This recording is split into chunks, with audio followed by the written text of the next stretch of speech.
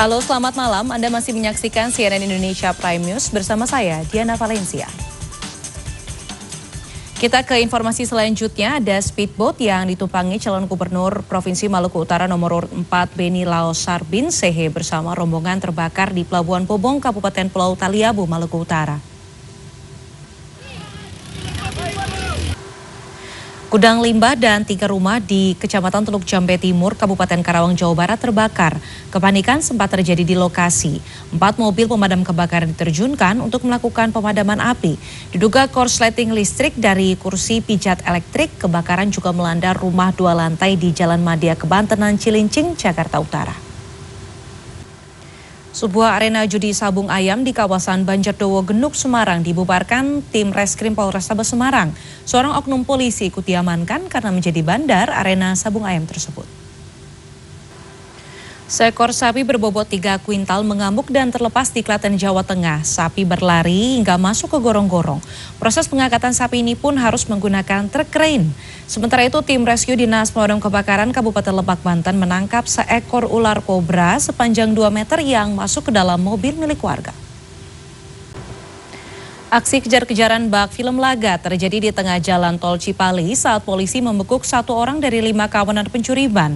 Sementara itu di Jember, Jawa Timur, tim Satreskrim Polres Jember menggerebek sebuah tempat usaha percetakan yang dijadikan tempat produksi dan menjual beragam jenis dokumen negara palsu.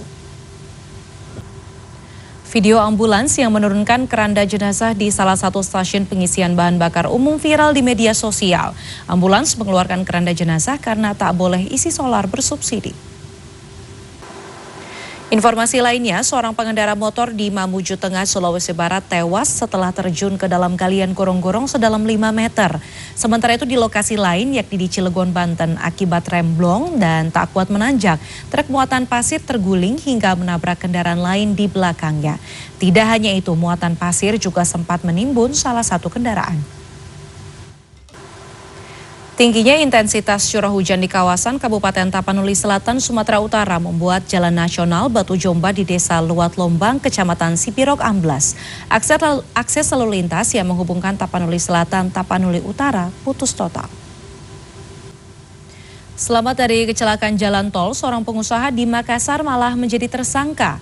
Ia dinilai lalai berkendara hingga menyebabkan istri dan seorang anaknya meninggal. Beberapa wilayah di Jawa Timur dilanda cuaca panas ekstrim. Kondisi suhu seperti ini ternyata bisa berdampak pada kesehatan. Secara medis, pada cuaca yang panas, virus dan bakteri lebih mudah muncul. Menjaga imunitas tubuh dan mencukupi kebutuhan mineral menjadi semakin penting. Setelah menjalani serangkaian revitalisasi dan pengembangan selama 1 tahun, Museum Nasional Indonesia akan kembali dibuka untuk publik mulai 15 Oktober nanti. Pisang merupakan buah yang memiliki banyak manfaat bagi tubuh. Namun bagaimanakah pola konsumsi pisang yang tepat agar manfaat tersebut dapat diperoleh secara maksimal? Berikut liputannya untuk Anda. Stunting masih menjadi masalah kesehatan serius yang dihadapi Indonesia. Pengembangan bioteknologi diharapkan mampu menjadi solusi dalam pemenuhan kebutuhan protein masyarakat untuk menurunkan angka stunting.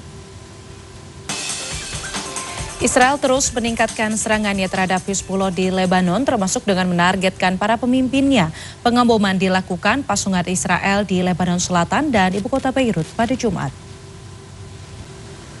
Aktivis iklim kenamaan Greta Thunberg mengikuti aksi bela Palestina dan menyerukan masyarakat tidak boleh tinggal diam melihat genosida yang terjadi di Gaza, Palestina. Sementara itu warga di ibu kota Irak menggelar aksi bela Palestina dan Lebanon yang saat ini masih diserang Israel.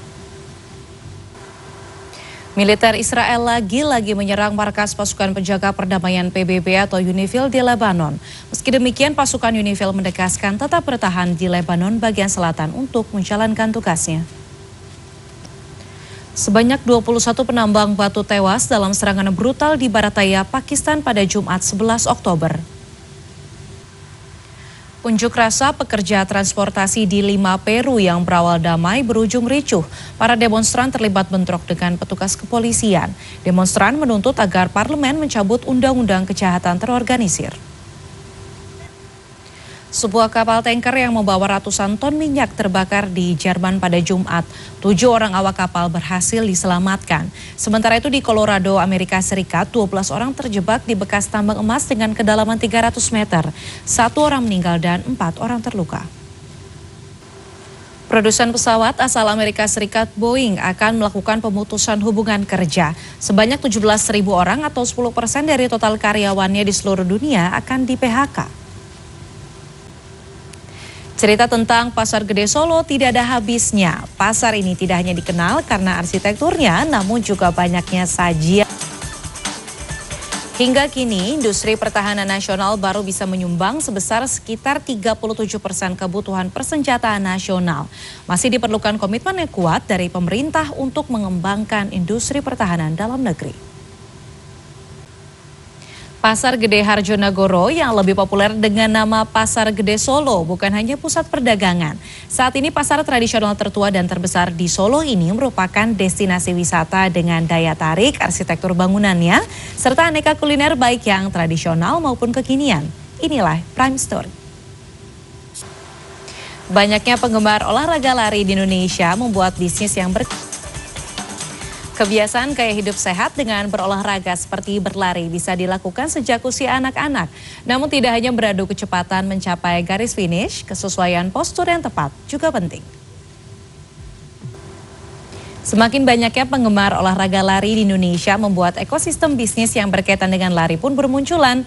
Tak terkecuali bisnis sepatu, pakaian, dan perlengkapan olahraga lari.